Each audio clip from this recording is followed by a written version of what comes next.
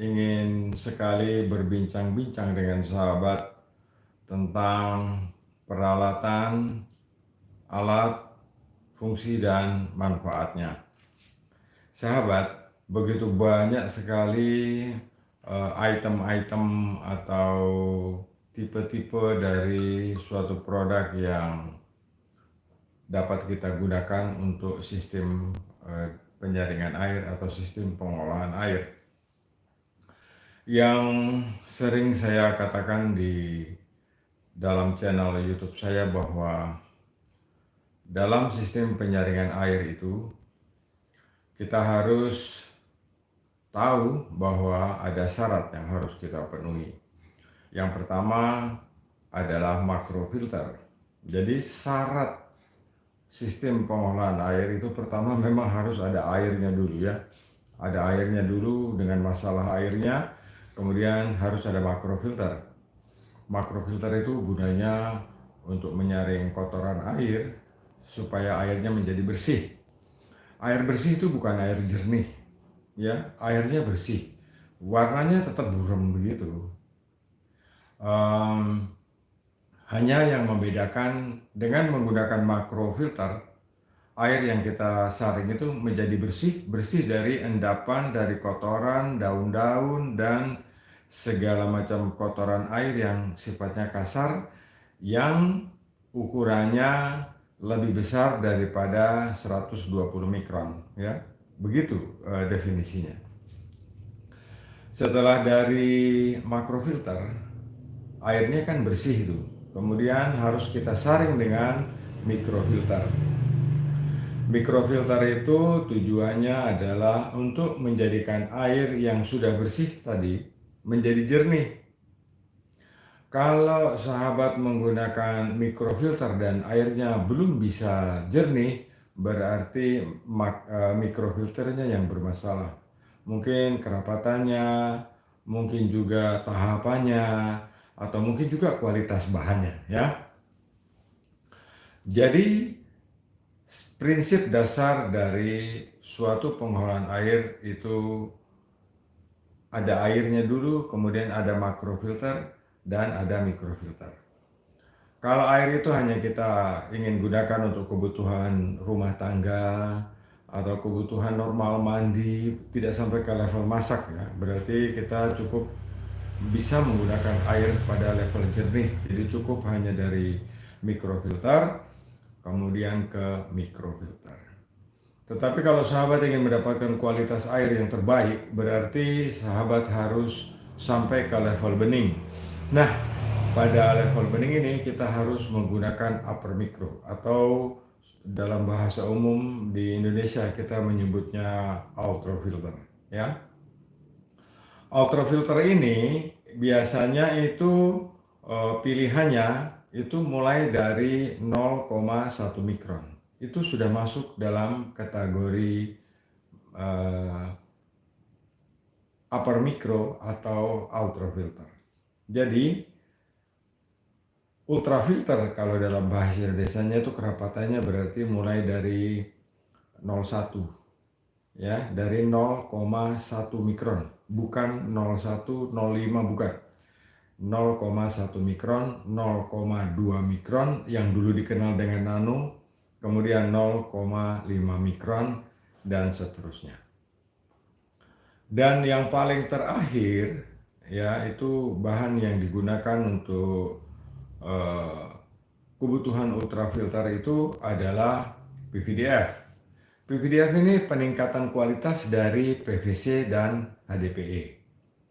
Jadi kalau PVC itu kerapatannya 0,1, ya, 1/10 mikron. Kalau berbahan HDPE itu bentuknya talinya sama pipet kecil seperti PVDF, cuma dia kaku, dia keras, dia hanya bisa digunakan untuk satu kali pakai. Itu kerapatannya 0,2 mikron. Nah, PVDF ini spesifik karena dia punya kerapatan 0,01 mikron, ya, jadi super 100 mikron. Kalau dengan menggunakan PVDF itu semua sedimen air itu tertahan, jamur juga tertahan, kemudian bakteri juga tertahan. dan cikal bakal lumut juga tertahan di sana. Kemudian air yang dihasilkan dari PVDF ini airnya bening ya, sangat bening. Tetapi dalam sistem pengolahan air ini yang kita hanya bisa lakukan itu adalah air itu kalau kotor dengan makrofilter kita jadikan bersih. Dari air bersih dengan mikrofilter kita jadikan dia jernih. Dari jernih dengan ultrafilter kita menjadikannya air itu bening. Tetapi masalah air ini tidak hanya sampai sebatas itu. Masih ada dua masalah yang menjadi tambahan kita. Adalah air itu berbau dan air itu berasa. Ya, air itu berbau dan air itu berasa. Kalau air itu berbau, itu harus diselesaikan dengan karbon. Kalau air itu berasa, kita harus simak dulu, dia berasa apa? Apakah dia rasa tidak enak? Apakah mineralnya cukup? Atau apakah pH-nya rendah? Itu harus dianalisa dulu. Tetapi secara prinsip, kalau untuk mengatasi air yang sekedar kotor dijadikan bening, yang berbau disegarkan, itu sudah selesai persoalannya, hanya menggunakan sistem filterisasi seperti yang saya jelaskan tadi. Nah, sahabat, berhubungan dengan peralatan, alat, manfaat, fungsi, ini saya akan coba explore malam ini. Kalau sahabat ingin tanya, saya ada buka live chat, jadi sahabat bisa bertanya dan saya akan menjawabnya. Nah, ketika peralatan itu disodorkan di depan mata kita, ya ada juga yang Pak kirim katalog. Saya sudah kirim katalog pun dia tidak mengerti, karena dia tidak tahu bahwa peralatan ini untuk apa, manfaatnya apa, dia tidak mengerti. Jadi kalau dengan menonton live streaming saya kali ini, mudah-mudahan saya berharap bahwa dia akan mengerti dan memahami. Nah, sahabat Kendimas, jadi secara prinsip saya itu menyediakan peralatan dari yang termurah dan terkecil, ya paling mini ada di sini di saya. Yang paling mini bahkan untuk satu gelas air minum itu ada. Misalnya kita pergi ke hutan, kita bawa filter kecil, kita bisa menyaring air dari manapun untuk kita pakai untuk minum, itu saya punya. Nah, sahabat, ketika filter terkecil ini kita sudah siapkan, kita akan bertemu dengan pilihan-pilihan, ya. Jadi kita akan bertemu dengan pilihan-pilihan. Dan saya akan mulai dengan makrofilter. Jadi dalam sistem pengolahan air itu kita membutuhkan makrofilter. Makrofilter ini menjadikan air kotor menjadi bersih. Makrofilter yang modern itu seperti apa? Jadi di sini saya tidak lagi membahas tentang tangki-tangki media yang besar-besar, karena ini semua mini-mini ya. Yang modern saja, yang tua-tua itu biar saja sudah orang tua yang pakai, tapi kita yang muda-muda ini mari kita pakai yang muda sesuai dengan kepentingan kita. Makrofilter di masa lalu itu menggunakan tangki dan isinya masih bahan granular sesuai dengan kebutuhannya, ya. Sesuai dengan kebutuhannya. Tetapi di masa sekarang orang lebih memilih yang praktis, mudah menggunakannya, mudah perawatannya, kecil barangnya, mudah penempatannya, karena sekarang ini kita punya rumah kan makin kecil-kecil, ya. Nah, jadi makrofilter itu sekarang sudah saya sudah saya tetapkan bahwa makrofilter yang paling baik untuk menggantikan makrofilter yang besar-besar itu kita bisa menggunakan filter disk. Dan saya akan mulai dari filter disk yang terkecil sesuai dengan judul kita di malam ini. Saya akan balik kamera. Nah, sahabat Kendimas, makrofilter itu ya, yang hitam itu, yang hitam 3 buah itu, ini makrofilter dengan kapasitas aliran yang sahabat bisa pilih. Yang paling kecil, yang bentuknya seperti huruf Y, itu adalah filter disk ya. Filter yang menggunakan piringan-piringan dengan masa pakai sangat lama, tidak perlu diganti, eh, kerapatannya 120 sampai 130 mikron, eh, mudah mencucinya, bisa dibersihkan secara langsung dan juga bisa dibersihkan secara manual. Yang terkecil itu flow-nya antara 1000 liter sampai dengan 3000 liter dengan lubang in dan out 1 in. Itu yang terkecil. Jadi lubang in dan out itu 1 in. Untuk tipe ini biasanya kita namakan dia tipe Y, tipe Y ya, tipe Y. Kemudian yang di sisi paling kanan itu ada satu lagi filter disk yang bentuknya sudah seri T atau Tango ya, seri T. Bentuknya seperti huruf T. Di sini inputnya dan outputnya 1,5 in. Bisa dicuci secara manual, bisa juga dicuci secara otomatis, backwash maksud saya. Nah, kapasitasnya aliran yang melewati filter itu adalah antara 3.000 sampai dengan 10.000 liter per jam. Jadi dia bisa dialiri air dalam konsep perhitungan pabrik adalah konsep air bersih ya. Jadi air bersih kalau dipompa dialirkan melalui filter ini itu bisa menyaring air antara 3.000 sampai 10.000 liter per jam. Nah, kalau airnya kotor tentu akan turun 30% ya dari perhitungan yang diberikan standar oleh pabrik. Itu pilihan kedua. Dan pilihan yang terkecil sama yang kedua ini pas buat rumah tangga. Buat penggunaan rumah tangga atau depot air minum ya. Bisa menggunakan yang kecil ini. Jadi sudah makin sederhana sekarang sistem penyaringan ini. Tidak lagi besar-besar. Nah, kemudian di satu lagi pilihannya itu filter yang besar ini, yang gendut pendek. Ini juga filter disk. Alirannya itu sampai dengan 60 meter kubik per jam.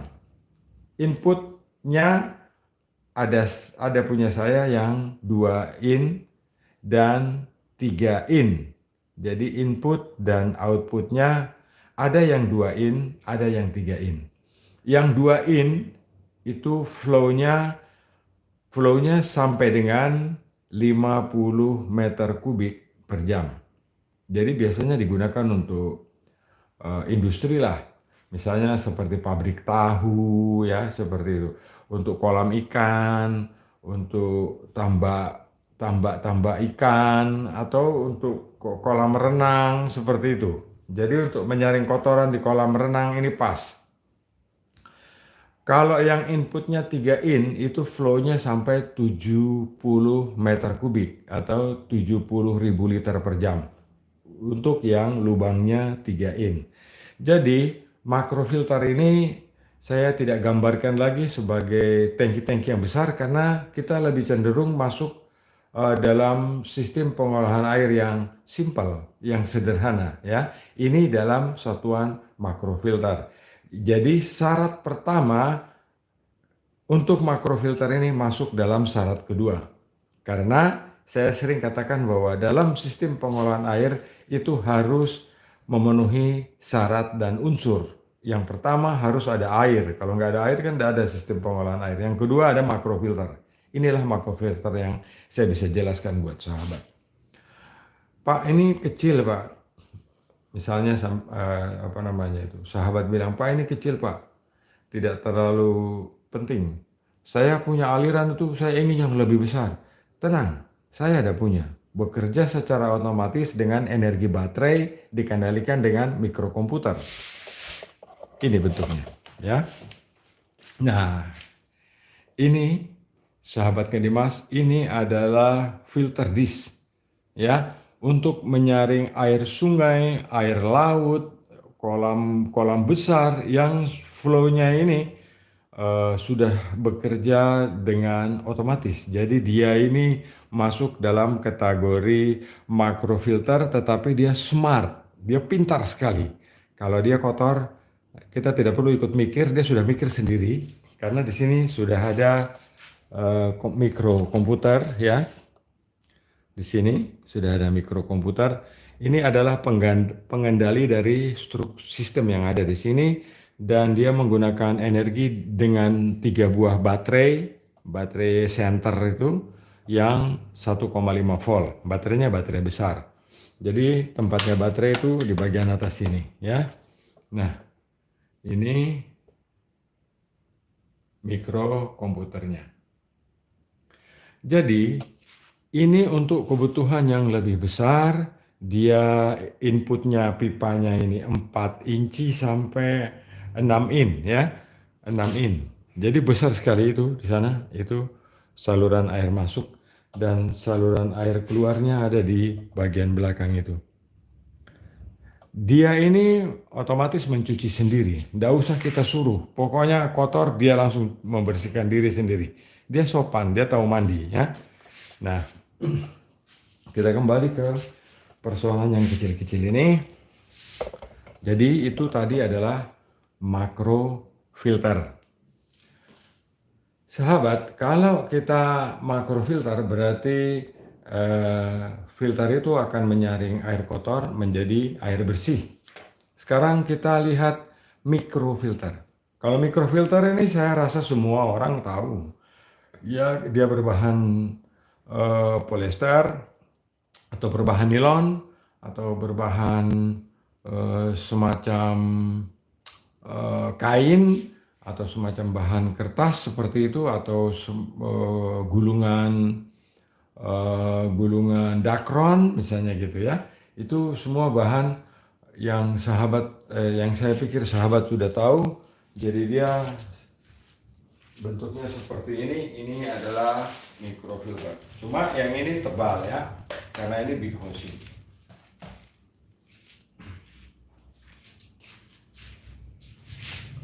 Mikrofilter, jadi dia biasanya kalau kita lihat di depot-depot air minum itu orang pasang sampai 8, ada yang pasang 12 ya. Kemudian biasanya pemilik depot yang kurang paham biasanya agak bangga, Pak punya saya saringannya segini banyaknya. Ya saya diam saja karena kan pemahaman kita berbeda-beda ya. Kalau saya biasanya saya yang menggunakan 1 sudah cukup. Nah, sahabat Kedimas, dari makrofilter kalau kita hanya menggunakan air untuk kebutuhan air bersih itu sudah cukup sampai di situ. Nah, airnya jadi air jernih. Air jernih itu kalau di dalam bak kamar mandi sudah kita isi yang tingginya 1 meter, itu biasanya dasarnya tidak terlihat dengan jelas, buram gitu ya. Itu masuk dalam kategori air jernih. Dia dasar bak tidak kelihatan. Atau kalau kita isi di gelas, kita bandingkan dengan air yang dari ya setara, maaf saya menyebut merek seperti Le Mineral atau Aqua, kita bandingkan sejajar dengan air jernih yang di rumah kita, nanti ada terlihat jelas perbedaan warnanya. Itu yang membedakan air jernih dan air yang bening. Kalau untuk kebutuhan sanitasi higienis di rumah tangga sampai level jernih sudah cukup, tetapi belum bisa dipakai untuk air minum dan air masak. Jadi kalau kita ingin mendapatkan air minum dan air masak berarti kita harus menggunakan ultrafilter. Jadi kita menyaring air sampai di level bening. Air yang berbau kita selingi antara mikrofilter dan ultrafilter, di tengahnya ada karbon. Kita boleh pakai CTO kalau ingin simple ya. Jadi jangan berhayal tentang filter yang besar, tetapi saya mengajak sahabat untuk berpikir mini-mini saja. Berpikir yang mini, yang kecil, simple, praktis, nyaman, mudah dirawat. Kalau para suami tidak ada di rumah, istrinya bisa melakukannya karena barangnya kecil. Tapi kalau di rumah sampai tinggalkan filter besar, kemudian sampai bekerja keluar kota, ya istri di rumah airnya burem, dia tidak bisa mengerjakannya. Jadi dengan peralatan yang kecil lebih efisien untuk kita gunakan di rumah. Kemudian ke level mikrofilter, ke level ultrafilter, sahabat. Jadi di sini saya ada punya ultra filter kecil untuk housing 10 in ya.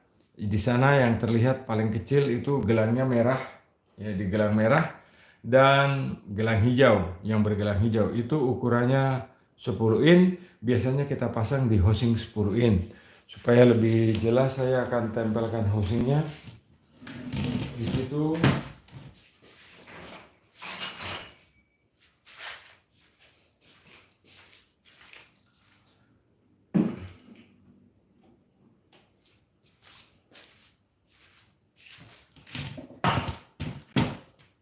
Nah, sekarang mungkin sudah lebih jelas. Jadi di sana ada housing 10 in, itu PVDF-nya 10 in itu juga.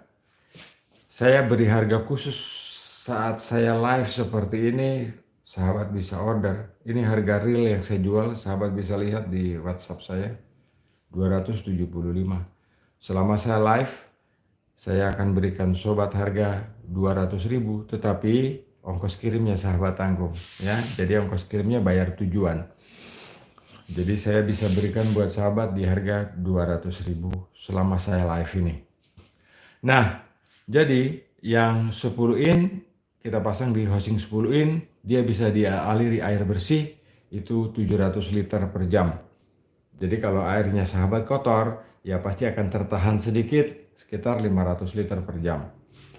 Kemudian di belakang dari housing 10 in, ini ada yang 20 in untuk slim, untuk housing slim. Atau housing yang biasanya sahabat pakai di mana-mana itu bentuknya slim, inputnya biasanya 3/4.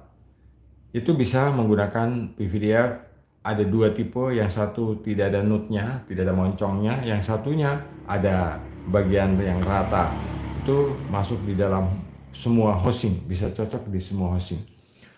Kalau yang pakai nut, sahabat itu dia punya nut nanti masuk di dalam bagian dalam dari kepalanya housingnya, dari housing head. Kemudian di level atasnya setelah 20 in ini ada 20 in yang jumbo. Jadi housingnya itu menggunakan big housing, housingnya besar ya. Dan di sini ada dua pilihan PVDF, itu yang casingnya transparan dan ada yang casingnya berkisi-kisi. Yang membedakan yang casingnya transparan ini flow-nya 3000 liter, yang biru yang berkisi-kisi itu alirannya 3.500 liter. Jadi sahabat bisa memilih, harganya sama. Nah, ini filter PVDF untuk pilihan yang bisa kita pakai di rumah tangga. Jadi kalau yang 10 in hanya kita pakai untuk di dapur saja, karena alirannya kan kecil. Kalau yang 20 in ya bisalah untuk di dapur dan kamar mandi untuk kualitas air yang jernih. Kemudian kalau yang menggunakan housing yang besar ini dengan PVDF yang besar juga, itu bisa kita gunakan untuk seluruh rumah, tetapi rumah yang kecil, bukan rumah yang besar sekali. Jadi rumah normal lah. Pokoknya bukan rumahnya konglomerat lah. Jadi rumah yang normal, rumah biasa di perumahan, anggota keluarganya 5 atau 7 orang itu sudah cukup. Nah, sahabat gini mas, yang di sebelah kiri secara keseluruhan inilah yang saya bisa jabarkan kepada sahabat bahwa sistem penggunaan PVDF di sini harus disertai dengan microfilter. Kalau tidak, PVDF-nya cepat tersumbat. Masalahnya di situ. Kalau sahabat kekurangan anggaran atau terbentur di pembiayaan untuk mendapatkan air dengan kualitas terbaik, mikrofilternya sahabat bisa ganti dengan CTO. Jadi housingnya sama, isinya saja yang beda. Jadi kita tidak menggunakan cartridge filter, tetapi kita menggunakan CTO. Kalau sahabat masih berpikiran, CTO mahal pak, jangan bingung, bisa pakai housing yang kosong itu, cartridge kosong, nanti sahabat isi arang sendiri di dalamnya ya. Nah, kemudian pembahasan kita dalam level ini yang kecil-kecil untuk urusan rumah tangga, ini kan selesai nih. Berarti kita akan pindah ke sistem yang stainless. Jadi ini adalah ultra filter, atau ya ultra filter tetapi lebih eksklusif lah gitu. Jadi sahabat ini Mas, yang saya perlihatkan kepada sahabat ini bagian yang umum yang biasanya sahabat pilih. Jadi saya punya mulai dari 3.000 liter per jam, 4.000 liter per jam, 5.000 liter per jam, 6.000 liter per jam, 7.000, 8.000, 9.000, 10.000, 20.000, 30.000 liter per jam sampai 45.000 liter per jam. Itu yang paling ujung. Ya, ini. Jadi yang paling ujung ini yang paling besar dengan lubang diameternya air masuk itu 2 in, flow-nya 45.000 liter per jam. Jadi semua ini ada, semua ready, sahabat bisa order jika membutuhkan perangkat seperti ini. Nah, jadi dalam sistem pengolahan air yang modern ini, kita tidak perlu lagi berpikir untuk menggunakan suatu perangkat yang besar-besar, yang diangkat juga susah ya. Sahabat bayangkan kalau kita punya rumah kecil 2 lantai, terus kita bawa filter yang besar untuk memasang filter, kita punya toren di atas begitu yang begitu tinggi. Susah ya. Yang memasang harus orang lain karena orang lain pikul, kalau tempatnya sulit harus ditarik dengan tali dari bawah untuk ke atas. Itu eh, bagi kita yang suka menggunakan seperti itu tidak apa-apa, kita lakukan saja karena itu bagian dari marketing setiap orang. Tetapi kalau saya lebih suka pakai yang ringan-ringan saja. Andai kata kita menggunakan filter yang hitam-hitam ini ya, filter disk seperti ini akan lebih menghemat waktu, bukan? Jadi kita akan lebih teredukasi dengan sistem filter disk seperti ini. Jadi filter disk ini adalah makro filter, kerapatannya terukur, akurasinya terukur, jadi kita tidak lagi mengira-ngira hasilnya. Kalau kotor mudah kita cuci, bahannya plastik kuat, umurnya panjang. Harganya pun murah ya. Coba tidak andai kata ada sahabat yang chat saya, pasti saya akan bilang ke sahabat bahwa untuk yang rumah tangga yang tipe paling kecil ya, itu tidak mahal sekali, tidak. Itu 195.000. Jadi tidak terlalu mahal, kita sudah dapatkan air dengan kualitas yang baik. Nah, sahabat Dimas, kalau kita melihat lagi ya, kita melihat lagi suatu level di atasnya yang kira-kira alirannya menyesuaikan keadaan, berarti antara 3.000 sampai 10.000 ini pilihan yang pas buat rumah tangga secara normal. Rumah tangga secara normal itu ya yang tidak membutuhkan banyak biaya ya. Jadi dia lebih besar disnya eh, piringannya lebih lebar, menyaring lebih efektif gitu dengan pipa input itu 1,5 in. Di kolom komentar ini ada yang bilang bertanya begini, ini kalau pipanya atau saluran inputnya ini 1,5 in Pak, terus pompa air saya cuma 1 in, kan berarti tidak cocok. Itu bukan tidak cocok. Jadi yang membuat tidak cocok sebenarnya pikiran kita sendiri. Kalau kita berpikir nalar, oh kalau inputnya ini besar, sudah disediakan 1,5 in, ya kalau ingin pakai pompa 1 in ya kita gunakan saja reduce ya, atau overshock biasanya. Kita pakai overshock, jadi dari pompa air kita pakai overshock dari 1 in ke 1,5 in, itu sudah menyelesaikan masalah. Jadi kita tidak terikat